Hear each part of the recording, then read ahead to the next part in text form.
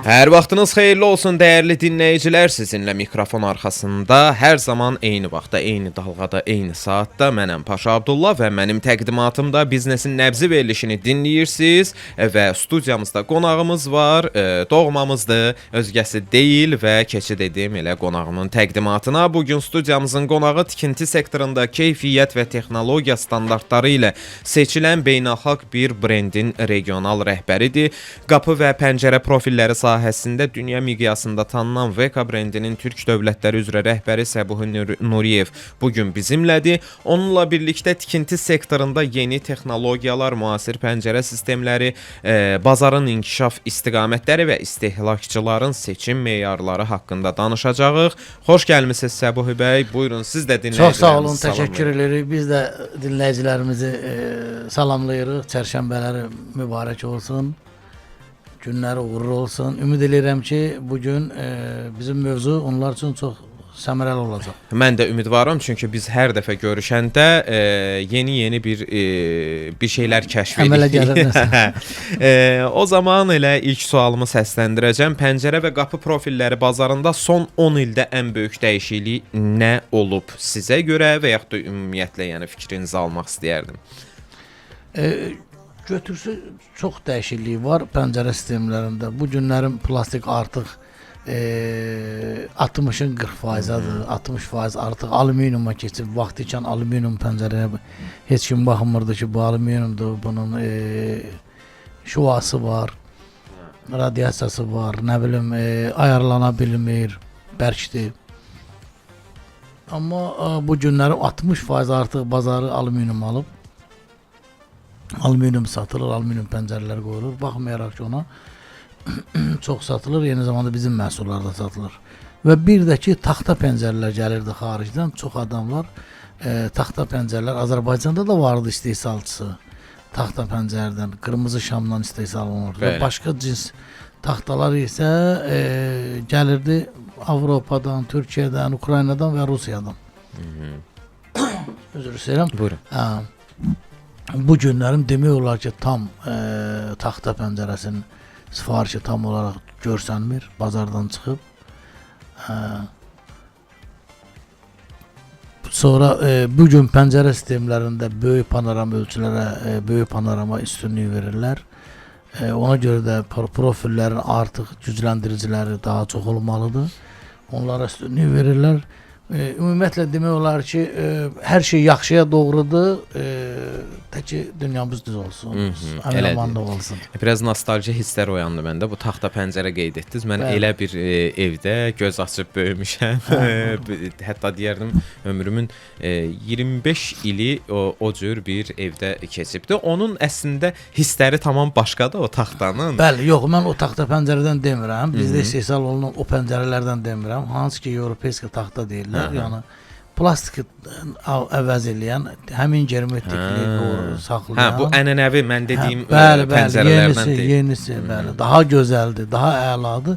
Sadəcə o pəncərəni, taxta pəncərəni hər zaman necə deyək? Qorumaq, yağlamaq, mebel kimi. Necə mebelə baxdığımız kimi ona qulluq olmalıdır daima. Olmalıdır, bəli. Amma çox gözəldir. Təəssüf ki, qiymət baha olduğu üçün gəlmir. Yəni o da deməyək, elə əsas faktorlardan biri odur ki, yəni təmiz taxtadan olan istənilən, təkcə burada pəncərə getmir. Mebel belə götürsək, təmiz taxtadandırsa artıq qiymət biraz o dodaq mıçuqlatır, necə deyərlər. İnsanların ən böyük səhvləri nədir pəncərə seçərkən? Bax, bu haqda bir balaca maarifləndirək dinləyicilərimizi. Şikayətlər də olur, dolandırıcılar da olur. Yəni bir markanın adını istifadə edənlər də olur. Yəqin ki, siz də şahid olmusunuz buna. Belə bazar belədir da deyək. Bugün bazar zəifdir biraz, etiraf eləmək lazımdır. Zəiflikdən də hər kəs istifadə edib, qiyməti də belə deyək, oynadır, aşağı-yuxarı oynadırlar. Bu günlərim VK-ın, bunu hamı etiraf eləyə bilər ki, Azərbaycanda analogu yoxdur keyfiyyətində. Yəni ki, A-nın üstündədir, A-nın üstündə Azərbaycanda heç kim profilini gətirib ortaya qoyub, Pascal'ın yaxud da ki, hansısa bir EX-in göstərə bilməz. Amma o ki qaldı, başqa Alman adları ilə olan məhsullar ki var burada, nə bilim, adını çəkməyəcəm. Almaniyadan gəlmir. Düzdür, bizimki də Almaniyadan gəlmir, amma Almanın məhsuludur. Amma bizim onların Azərbaycana gətirdiyi profil bizim sosial binalar üçün istehsal etdiyimiz profillərdir ki, bax bu günlərim bir müştərimiz Cənub zonasından, bir müştərimiz böyük bir tikintinin pəncərələrinin qiymətini bizə hesabladı və başqa yerdən alıb. Fərqimiz var, əlbəttə fərq olmalıdır. Bizim məhsulumuz keyfiyyətlidir, içinin dəmiri qalındır. Təkcə bizim profil içindəki dəmirin qiyməti onların dəmir qarışıq profilin qiymətinədir. Bu qədər hansı keyfiyyətdən danışmaq olar burada? İzah özü də savadlı adamdır. Deyir, axır belə bir məsləhətləşdik ki, ümumi Azərbaycandan qiymət al, sonra oturub bir məktubat demişkən bir məhsula baxarıq, hansı məhsul almaq lazımdır, razılaşıb mənlə. Bu sorumda çox çətindir bizdə alıcılarla, müştərilər arasında. Səbəb fərdi tikilidir, yoxsa fərdi tikilidir, özü çox bahalı evdir, sağlığına qismət. Çox bahalı evdir, sadəcə olaraq özünə də izah elədim. Hələ çöl tərəfdən də ağlay vuracaqlar üzünə, bildiyimiz bu kubik daşı dediyimiz ağlaydan vuracaqlar üzünə. Yəni çox gözəl keyfiyyətli bir bina, amma hansısa yoldan keçən bir profil. İzah eləyirəm, deyirəm ki, bütün o əziyyəti heyf eləyəcək əslində. Bəs bu boyda divar tikmisən, bunu ağlay eləyirsən, gözəlliyinə fikir verirsən. Bəs hansı bir profili qoyursan ora? Demək, bir tikilinin özü soyuğa istiyə tam belə deyək də davamlı, keyfiyyətli, səs keçirtməyəcək. Məlum da ağlay istifadə olunursa, məlumdur oradakı qalınlıq. Amma gəlib pəncərədə bütün o əldə elədiklərini demək olar ki, itirəcəklər. Ona görə buradan elə mən də qoşuluram sizə. Məsləhət görürəm ki, VK-dan istifadə etsinlər ki, bu qədər çəkilmiş əziyyət, zəhmət və o maddi tərəfi də əslində nəzərə alsaq çox fərq yoxdur. Çox itirəcəklər. Yəni burada belə deyək də bir 100 manat irəli düşəcəm deyə, amma yox, mən belə deyək, üzr istəyirəm. Belə deyək, bu günlərin Bakıdan aparıb Cənub zonasına pəncərə montaj eləmək hansısa başqa bir profillə o 5 usta oradan çıxana qədər o pəncərə bir neçə dəfə regulovka olunmalıdır. Usta çıxandan sonra demək olar ki, ildə 2 dəfə, 3 dəfə ən azından bəlkə də tez-tez qırılacaq, töküləcək, əyiləcək, sallanacaq və külə buraxacaq, su buraxacaq. Bu axırı usta onun telefonunu söndürəcək. Elədir. Yaxud da özü gərək getsin, bir kurs keçsin, sahibkarlısı ki, öyrənsin hər dəfə. Ən gözəl həll budur ki, özü evi tikər özü. O bəzi avtomobillər var ki, belə deyək də biraz o deyirlər qulluq tələb eləyir daima, bir ayağın ustada olur falan. Mən deyərdim ki, bax elə bu prizmadan yanaşsaq, ya gərək özü usta olmalıdır bir qədər, ya da ki, keyfiyyətli VK profillərindən istifadə etməlidir. Bax, görün sözümüz hara gəldi, çıxdı. İnsanın aldığı məhsul haqqında maariflənməyi. Bəli. Gedib ustalığı öyrənənə qədər pəncərə almaq öyrənmək lazımdır. Doğru seçim etmək. Doğru seçim üçün, bəli. Və bu da bizim saytda var. Gir orada hansı dildə istəsək var saytda. Vallahi o 2-3 dənə vərəqdir. Onu oxusalar, özləri biləcəklər ki, hara müraciət edib, bizdən VK-dan almasalar da özləri biləcəklər hardan nə almaq lazımdır. Bəli, 3W VK-az saytından söhbət gedir, daxil olursunuz. Orada istənilən məlumatları əldə edə biləcəksiniz, dəyərli dinləyicilər. Mən isə əlaqə nömrəmizi xatırladım. 055 934 90 93 nömrəsi ixtiyarınızdadır. Bir daha vurğulayım, bugün qonağımız bizim baş sponsorumuzun demək nümayəndəsi, rəhbəri, demək tikinti sektorunda keyfiyyət və texnologiya standartları ilə seçilən beynəlxalq bir brendin regional rəhbəri, qapı və pəncərə profilləri sahəsində dünya miqyasında tanınan VK brendinin türk dövlətləri üzrə rəhbəri Səbuhi Nuriyev bizimlədir. Onunla birlikdə tikinti sektorunda yeni texnologiyalar, müasir pəncərə sistemləri, bazarın inkişafı, inkişaf istiqamətləri və istehlakçıların seçim meyarları haqqında danışırıq. Dəyərli dinləyicilər, dalğanı dəyişməyin. Az sonra söhbətlərimizə davam edəcəyik. Qısa fasilədən sonra təbii ki. Bəli, dəyərli dinləyicilər, qısa fasilədən sonra yenidən birlikdəyik. Bir daha vurğulayım, yeni qoşulan dinləyicilər agah olsun ki, bugün studiyamızın qonağı tikinti sektorunda keyfiyyət və texnologiya standartları ilə seçilən beynəlxalq bir brendin regional rəhbəridir. Qapı və pəncərə profilləri sahəsində dünya miqyasında tanınan VK brendinin Türk dövlətləri üzrə rəhbəri Səbuhi Nuriyev bugün bizimlədir. Hələlik isə mən əlaqə nömrəmizi bir daha xatırladıb keçid edəcəm sponsorlar haqqında məlumata. 055 934 90 93 nömrəsi ixtiyarınızdadır. WhatsApp üzərindən yazıb suallarınızı göndərə bilərsiniz. Mən isə sponsorları təqdim edim. Verilişimizin baş sponsoru Abşeron Ticarət Mərkəzi Azərbaycanın və Cənubi Qafqazın ən böyük ticarət kompleksidir. 300 hektar ərazidə yerləşən mərkəzdə 1500-dən çox mağaza fəaliyyət göstərir. Burada tikinti, təmir, dekorasiya, elektrik, məişət texnikası və bağ-bağça sahələrinə aid minlərlə məhsul bir məkanda toplanıb. Kompleksə şəhərin müxtəlif istiqamətlərindən mütəmadi avtobus marşrutları işləyir. Ərazidə ayrıca avtovağzal fəaliyyət göstərir ki, bu da həm alıcılar, həm də sahibkarlar üçün rahat gediş-gəliş imkanı yaradır. Abşeron Ticarət Mərkəzinin bütün obyektləri sığortalıdır və 24/7 fəaliyyət göstərən yanğından mühafizə və canlı mühafizə xidməti ilə qorunur. Kompleksin bütün perimetri kameralarla izlənir, təhlükəsizlik yüksək səviyyədə təmin olunur. Ziyarətçilərin rahatçılığı üçün geniş pulsuz parkinq zonası, ictimai yaşayış və xidmət sahələri, həmçinin logistika və anbar infrastrukturu mövcuddur. Abşeron Ticarət Mərkəzi tikinti, təmir və dekorasiya sahəsində biznesin ən güvənli ünvanı, minlərlə sahibkar və alıcının gündəlik seçimidir. Ünvan Lökbatan. Əlaqə Ulduz 6767. Verilişimizin dəyişilməz olaraq qalan baş sponsoru VK brendi. VK brendi 1969-cu ildən dünya bazarında fəaliyyət göstərir və keyfiyyətli qapı pəncərə profillərini təqdim edir. Azərbaycanda isə 1992-ci ildən yerli müştərilərə, Azərbaycan vətəndaşlarına xidmət göstərir. Əgər siz də eviniz üçün keyfiyyətli qapı pəncərə profilləri axtarışındasınızsa, o zaman VK brendinə müraciət edə bilərsiniz. Sifarişlər həm Bakıdan, həm də bölgələrimizdən qəbul olunur. Daha ətraflı məlumat əldə etmək, VK brendinin qapı və pəncərə profilləri ilə yaxından tanış olmaq üçün 3WVK saytına daxil olursunuz. Həm rəng çeşidləri, həm də bütün VK məhsulları haqqında məlumat əldə edirsiniz. Əlaqə 050 208 05 26. VK hər zaman etibarlı, rəqib tanımır. Növbə gəldi verilişimizin sponsorlarına. Status Qrup 5 ildir layihələndirmədən təmiri açar təhvilinə qədər xidmətlər göstərir. Artıq Ağşəhər Yaşılada 2 ünvanında yerləşən Status Qrupa üst tutmaqla A-dan Z-yə bütün inşaat məhsullarını birbaşa istehsalçıdan və ixalçıdan sərfəli qiymətlə əldə edə bilərsiniz. Status Qrup keyfiyyətli tikinti, doğru təchizatı önərir. Əlaqə 077 272 83 83.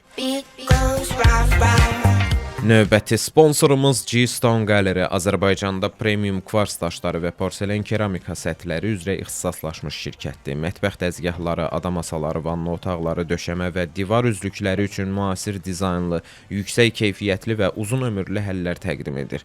Bir çox beynəlxalq dünya brendlərinin rəsmi distributoru olaraq canlı nümunələr, peşəkar məsləhət və ən əsası dəqiq ölçü qiymət hesablaması ilə xidmət göstərir. G-Stone Gallery keyfiyyət, etibar və zövqlü dizaynın ünvanı. Əlaqə 050 245 13 55.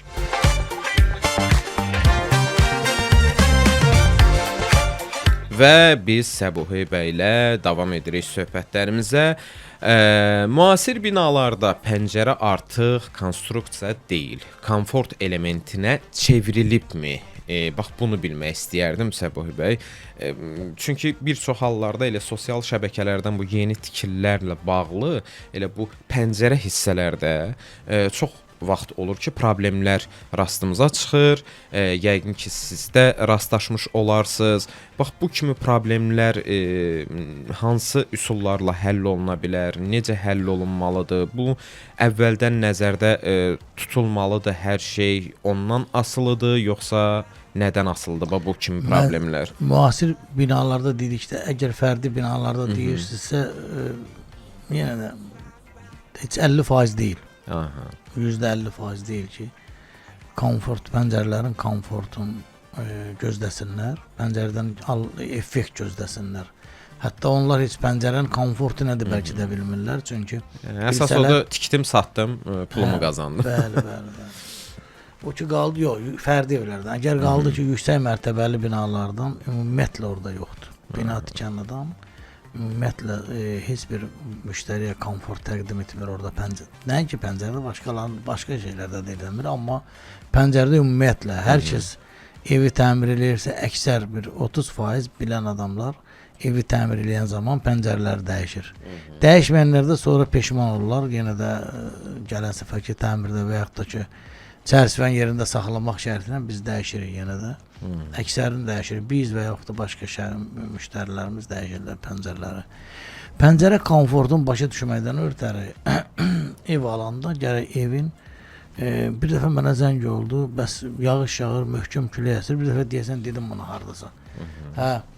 Bəs qardaş salam, siz VK nümayəndəsiniz, bəli. Mən pəncərəmdən su verir səhəri, bəs onu təcili düzəltmək lazım. Dedim, təcili gedə bilmirik. Şimdi o nəsə razılaşdıq. Ev hardadır? Bəs alanda niyə yox? Evi alanda bəs niyə baxmamışdınız? Təmir almışdım deyir. Niyə baxmamışdınız? Deyir, evi bahalı yerdədir, deyir. Yəni bahalı bir tikili, bahalı bir bina. Bildim artıq, ehtiyac yoxdur. Bahalı yerdən almışam deyir, orada pis pəncərə olmaz. Siz özümüzü anladırıq da sadəcə olaraq. Siz danışdıqca mənim beynimdə belə deyək fırlanır, gərək orada bir yaxın adamım artıq təmirə başlayıbdı. O da alıb oradan mütləq xəbərdarlıq eləyim gərək. Mütləq dəyişin. Bəs bahalı yerdən necə deyəmədim. Bir-iki kəlmə danışdım, gördüm əsəbləşir, dedim qardaş Allah xeyir versin. Bizim vaxtımız yoxdur.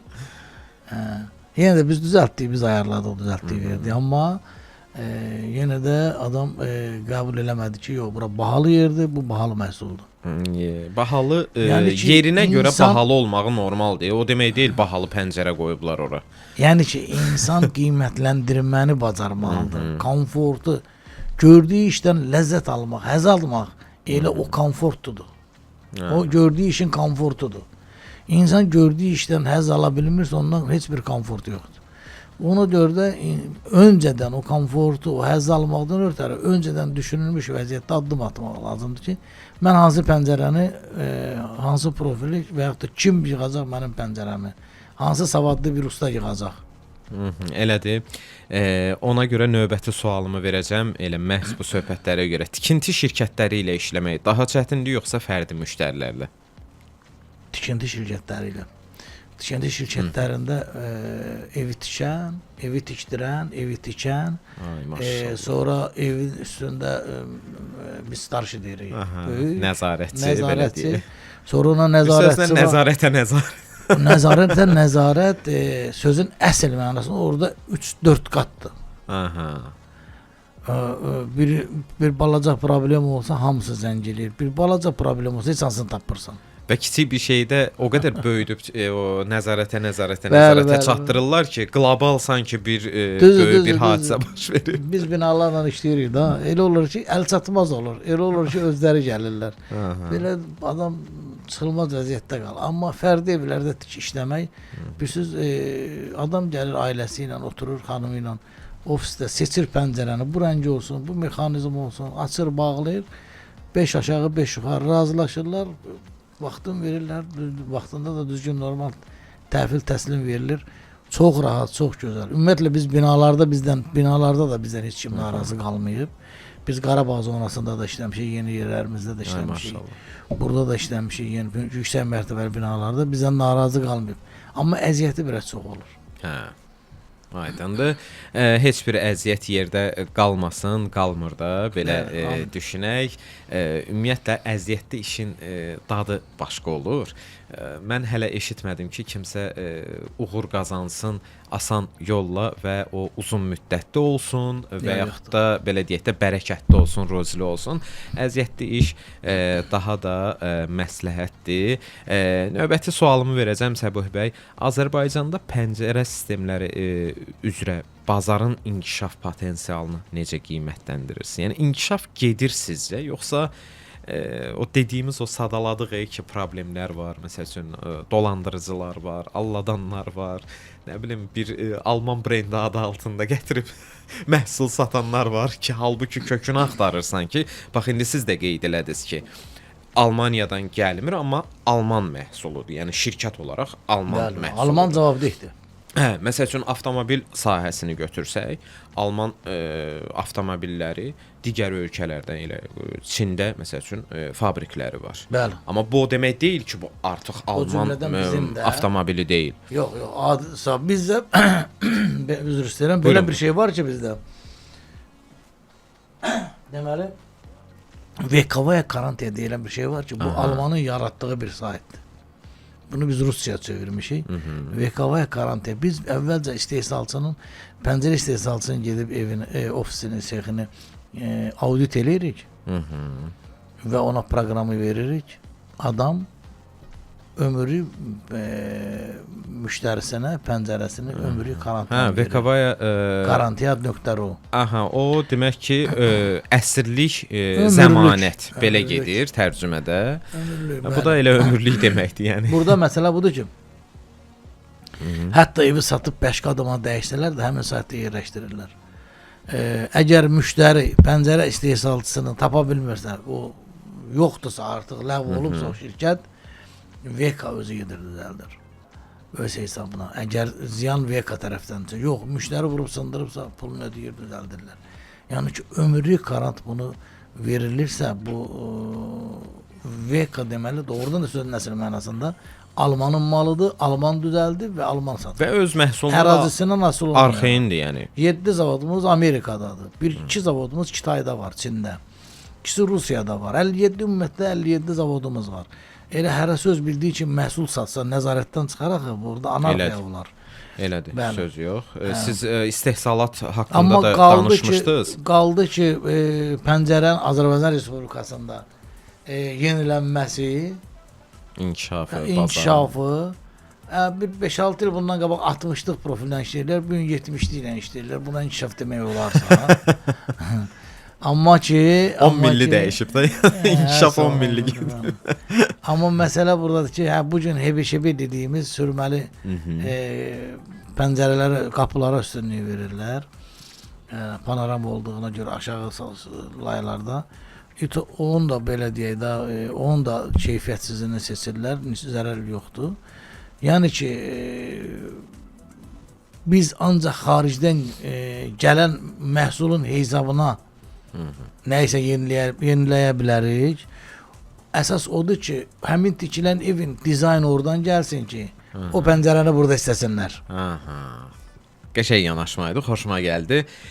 Müasir pəncərə sistemləri səs izolyasiyasında nə qədər effektivdir? Bizim pəncərəmiz, VK pəncərəsi, əgər bina, bax sizin bu otaqdakı kimi daş yolu ilə düzəlibsə, akustik çöl tərəfdən akustikası yığılıbsa, bizim pəncərəmiz 36 desibelə qədər salır. Biz hətta İSR Plazada yerində deyirəm, biz bir pəncərə qoymuşduq. O tam satisfat edir, uyğundur o şeyə, standartlara. Bizə zəng elədilər ki, gəlin bu pəncərəni çıxardın ya da bir deşiklər açın, hava gəlsin. Adamın səssizliyindən qulağı batır. O qədər küyləşdirir də, belə deyək. Sakitləşdirir, hə. Yəni ki, onun anlayışı başqa cürdür. Səssizlik çox başqa cürdür. Bax, bundan televiziya, radiolar falan bunlar da yararlanırlar deyə düşünürəm. Mən xatırlayıram, televiziyada ən böyük problemlərdən biri səs yazma olan otaqların koridorlarla keçəndə işçilər əsasən də xanımlara dik daban ayaqqabı ilə hətta bir müddət qadağa qoyuldu ki, yəni səs yazmaq mümkün deyil. Bax, düşünürəm ki, o qadağanı etməkdənsə xanımların geyindiyi ayaqqabıya qarşı ondansa vaxtında məsəl üçün VK-dan istifadə etsəydilər, o problem. Çünki otağı izolyasiya edirdilər, səs izolyasiyası, amma qapı var axı, giriş qapısı və oradan bütün səs-küy artıq daxil olur. VK-dan qoysaydılar, oradan da keçməzdi. Amma pandemiyadan 1-2 il əvvəl mən sizə bir misal çəkim. Bir nəfər tanışımız diş həkimi, diş texniki pəncərə qoyurdu öz evinə. O başqa bir profildən istəyirdi qoyaq biz ona pəncərəni. Mən dedim, burada az fərqi var, gəl VK qoyaq. Yox, nə fərqi var, rasxodu çoxdur, xərci çoxdur, budur. Şimdi bunu mən çox dedim, ümumiyyətlə razı saldım. Pəncərəni qoyduq. Pəncərəni qoyandan sonra mənə zəng elədi ki, hardasa bir aradan biraz keçmişdi. Sən bilirsən nədən? Sən pəncərəni bilirsən nədir? Sən heç təriflədiyindən yaxşı. Deyirəm necə? Deyir o pəncərənin arxasında oturublar uşaqlar çay içirlər. Çöl tərəfdən mən qışqırıram eşitmirlər. Pəncərə 3 qat düşüb qoyulmuşdu. Mən pəncərəni döyürmüş, ağırıb gözləmişəm ki, üzü bəri baxan olsun, əlimi yelləyim məni görsünlər. Bir epizodu xatırladım. Demək ki, məşhur aktyor Jim Carrey'nin Ace Ventura filmində bir epizod var. Orada qətil hadisəsi falan araşdırılır. Orada eyvana çıxır, başlayır qışqıraraq belə deyək də o sirməli qapını örtüb açmağa. Səs təmiz itir. Bax, VK inanın ki, axtarın o filmi, mütləq izləyin o həmin hissəni. Baxın, Səbuhi bəyin dediyi göstəricilər məhz baxın elə o Amerikadakı o qapının, o pəncərənin mi deyim, o sirməli qapının keyfiyyətindədir ki, nə qədər ürəkdən də qışqırsa, daxildə dayananlar baxır ki, heç nə. Qapı örtüldüsə, demək ki, burada səs yoxdur, demək burada bizim elə bir reklamımız gedir də sizdə, Coşqunla Rafael. Coşqun yatab arxada, Rafael iraq olsun, özünü həlak eləyir, orada qulaq asan yoxdur, eşidə bilən yoxdur. Demək ki, iqlim şəraiti haqqında da bir danışaq. İqlim şəraiti məhsul seçiminə nə qədər təsir edir?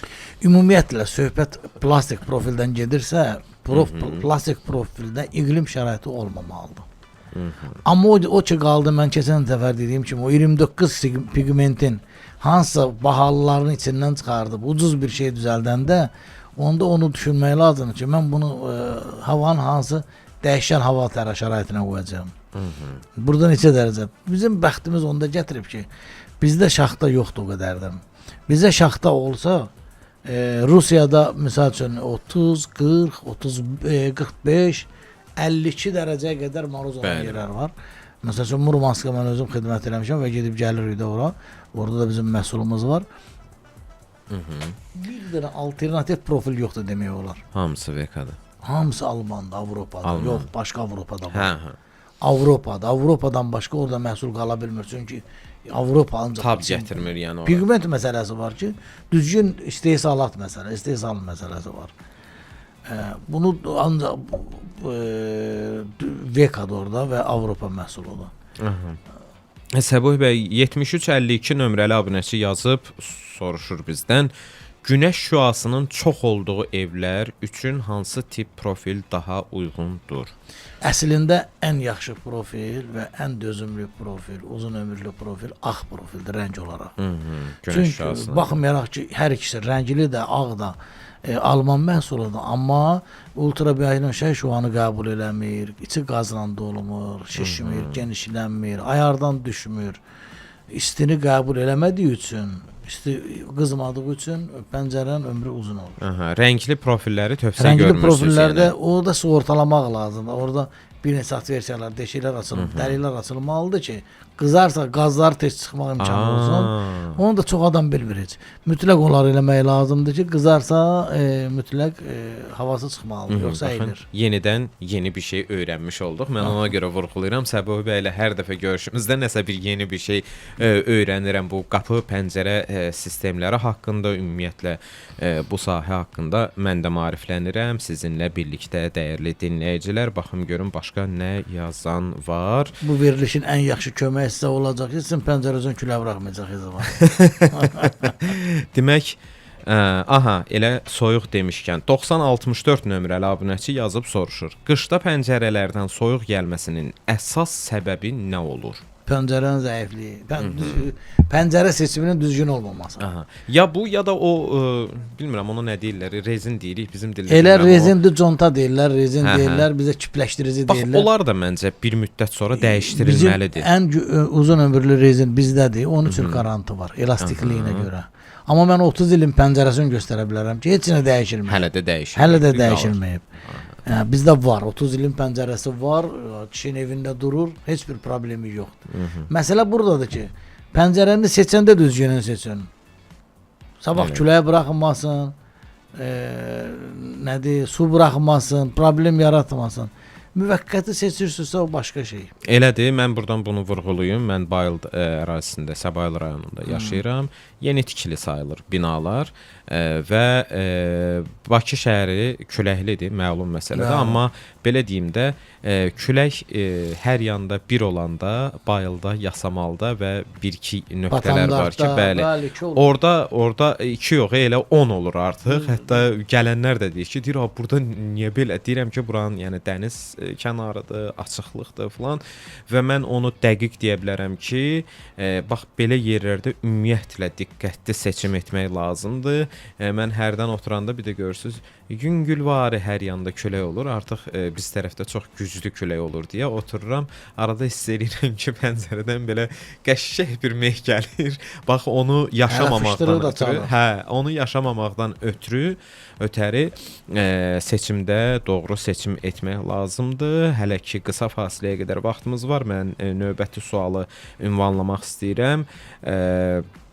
Keyfiyyətli profil ilə ucuz profil arasındakı əsas texniki fərq nədir? Bayaq o 60 milli, 70 milliyə qalxıb dediniz. Yox, texniki fərq həm ət qalınlığı. Bu gün ət qalınlığı millə artıra bilirlər keyfiyyətsiz profillərdə.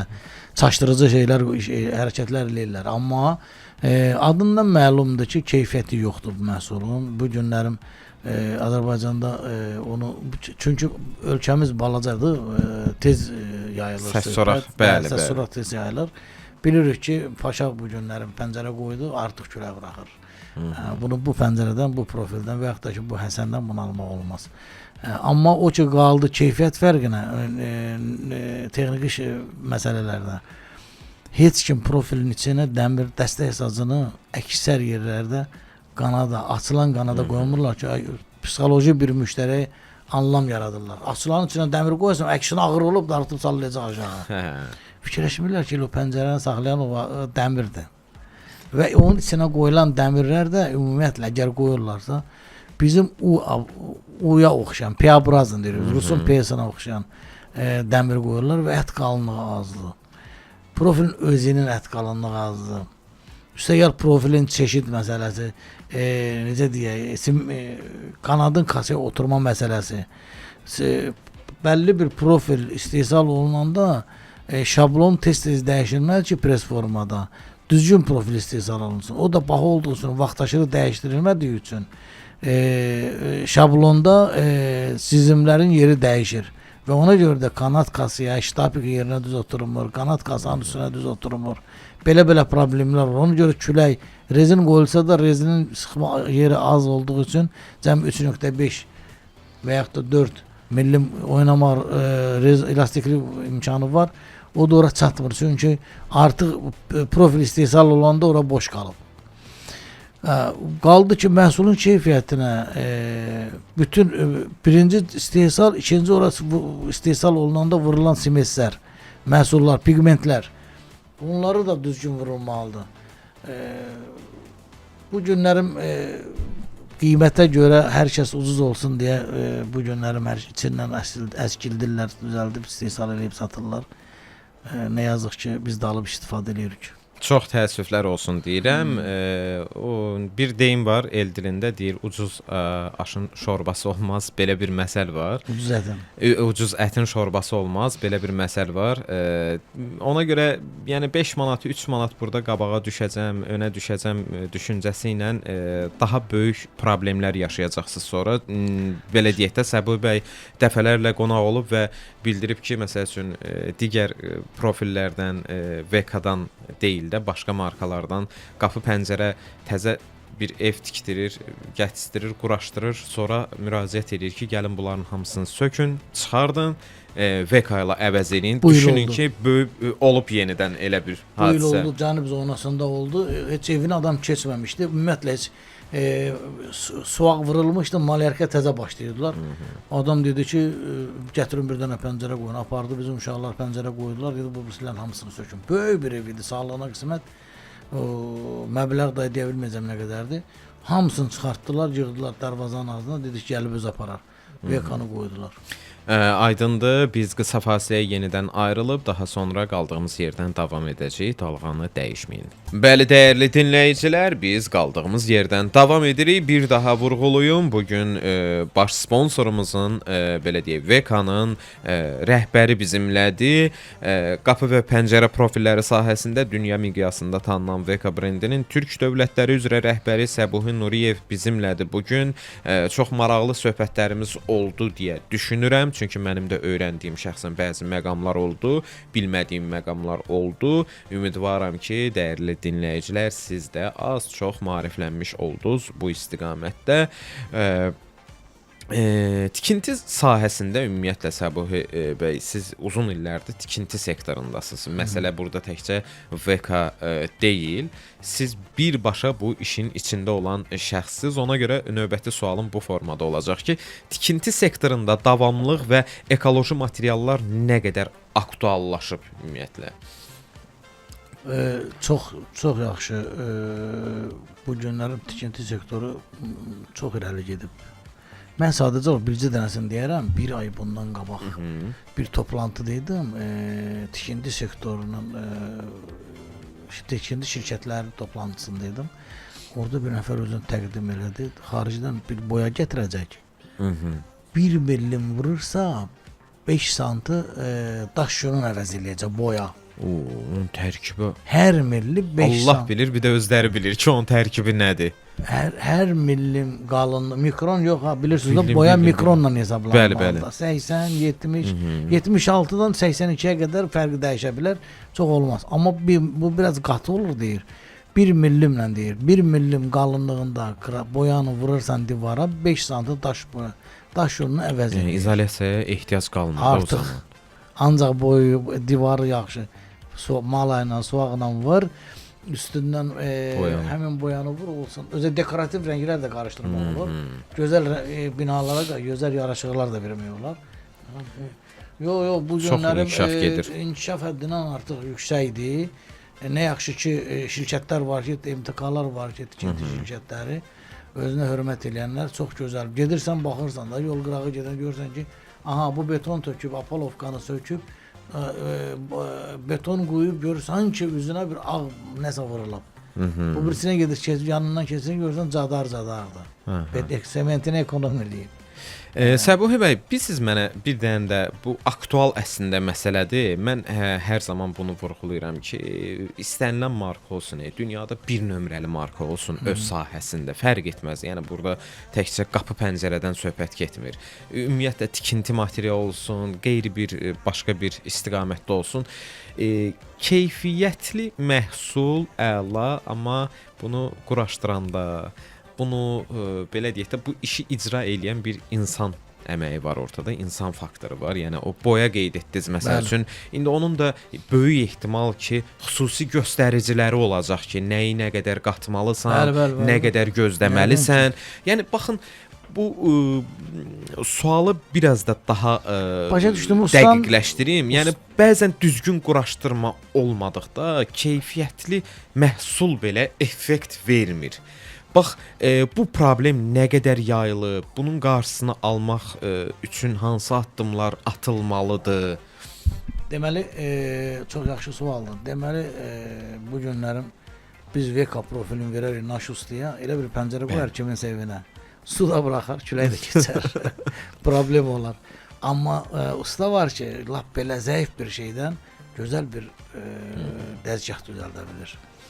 Nə yaxşı. O ki, qaldı pəncərənin yığılmasına. Bu günlərim pəncərə sıfırdan düzgün yığılmasa, yəni ki, qaynağı kəsilməsi belə profil doğrananda o dərəcələr düzgün kəsilməsə, qaynağı da düzgün kəsilməsə, diaqonal pozularsa, montajda problem yaranarsa, əgər yenə də diaqonal düz olmaz.